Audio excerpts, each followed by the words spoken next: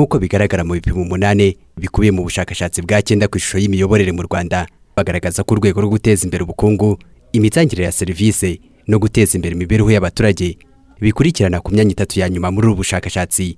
Uramutse urebye no mu myaka 9 ishize ubushakashatsi bukorwa, iyo ngingo yatangiriye ku manota 82.41%, ubigeze kuri 75.81%.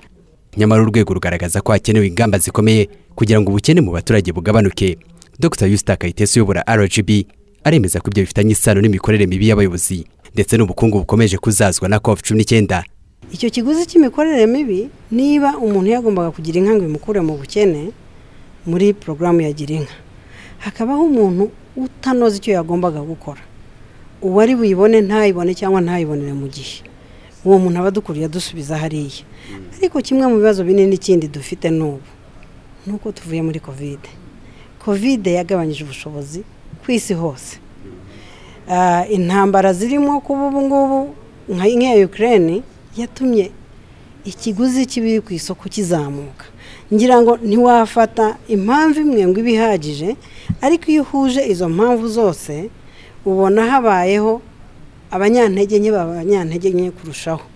Numva rero nk'uko bivuze ntago ndagira ubushobozi bubona mu mibare ngo mvuge, ariko urugero urwego rw'umuvunyi rukwereka ko abajyanye amafaranga ya leta yagombye kurihwa agera muri miliyari zirenga 18.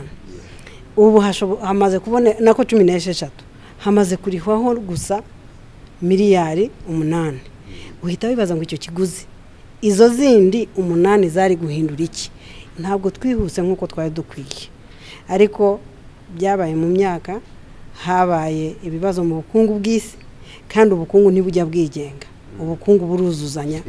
Kuri ingingo bwana Eric Mahoro, umuyobozi mukuru wungirije mu muryango Never Again, aremeza ko kubizo nzego 3 zerekeje izindi ngo bifite ingaruka ku mibereho y'abaturage. Ntago watandukanya buriya guha service nziza umuntu n'ubuzima bwe, kuko umuturage ikintu cya mbere aba akeneye ku nzego z'ubuyobozi aba ari ukugira ngo zimukemurire ibibazo. Ibyo burya bikubiye muri za service baba basaba, service zijyanye n'ubutaka, se kubafasha kugira ngo babone ibijyanye n'ibyiciro by'ubudehe. Izo ni service usanga abaturage basaba mu nzego ku buryo bwa buri munsi.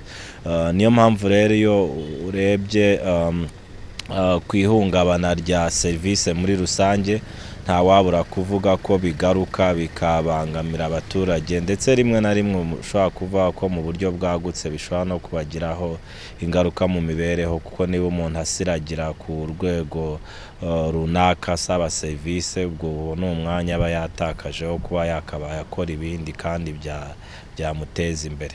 Ikindi nanone warunagarutseho kijyanye na social protection n'urugero kwita ku batishoboye, nacyo kiri mu bipimo byagaragaye ko bikeneye kuzamurwa.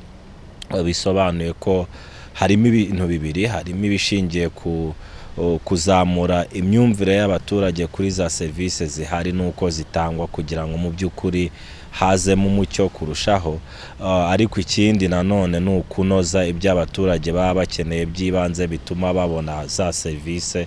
Urugero nk'ibirebana n'ibyiciro by'ubudehe nari mbivuze, ni ibintu bituma abaturage babasha gusobanukirwa neza n'ibyo bagenewe muri za packages ziba zarateganyijwe za social protection.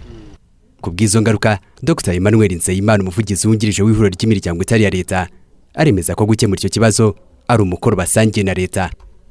Numukoro wa twese kubera yuko duhurira kuri secteri nk'abafatanyabikorwa, harimo public and ndavuga government ifite inshingano cyangwa se responsibilities zibanze, yaba ari gutanga aho actors bakorera cyane kwita environment. Numukoro wa twese abikorera, civil society, faith based organizations, kuko twese dutanga intervention cyangwa se dutanga ubufasha butandukanye bitewe na sector turimo. Aha rero navuga yuko numukoro usangiwe na twese. Ubwo ni namwe mwabashyize hariya. Ikibazo kiri tricky kubera yuko ntabwo twabashyize hariya nkuko nabivuze, ndemera nkanasubira inyuma nkabibutsa nanone. ntabwo ari u Rwanda gusa n'isi yose aho economy ngira ngo nkuko mwabyumvise mu myaka ishize naho twagiye munsi ya zero. Iyo uvuze ngo twagiye munsi ya zero bivuga ngo n'ubundi n'ibindi bishamikiye kuri economy byose biramanuka, imibereho myiza y'abaturage n'ibindi byose. So ahubwo rero ntago wavuga ngo ni twebwe cyangwa se ninde. Hano ntekereza ko twese twisanze muri situation cyane cyane iyo ndi kuvuga ya COVID-19 aho ibintu byose sectors zose zaba affected mu buryo budatandukanye n'ubwabanje ku nshuro zose ubushakashatsi bwakozwemo. Urwego rw'umutekano ruzi imbere y'izindi n'amanota 95.5% kubahiriza amategeko bigakurikira n'amanota 90.81%. Uburenganzira bwa politike no kwishyira ukizana kwa muntu bikagira 87.81%. Kurwanya ruswa, gukorera mu mucyo no kubazwa inshingano nabyo bikurikiraho ku rugero rwa 87.31%. Kugira uruhare mu bikorerwa abaturage no kudahezwa nabyo bigira 87.19%. Guteza imbere ubukungu bigira 77.85%. Imitangire ya serivisi irakurikirana 77.69%. Izi nzego ziherekezwa no kongerera ubushobozi abaturage hagamijwe iterambere ry'imibereho myiza yabo. David Nzabonimpa, TV 10.